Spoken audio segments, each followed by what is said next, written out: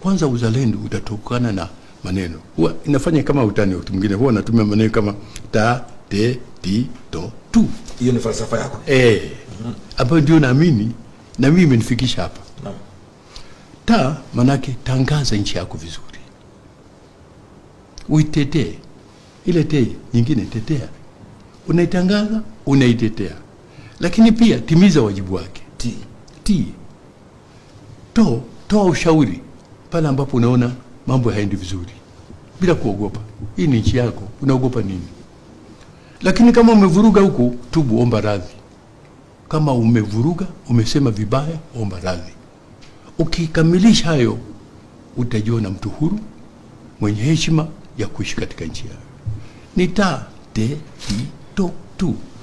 Tangaza nchi yako, tetea nchi yako, timiza wajibu wako, toa ushauri pale panapohitaji, tubu kama umefanya makosa. Tungekwenda hivyo, nchi ingekuwa ya amani na utulivu.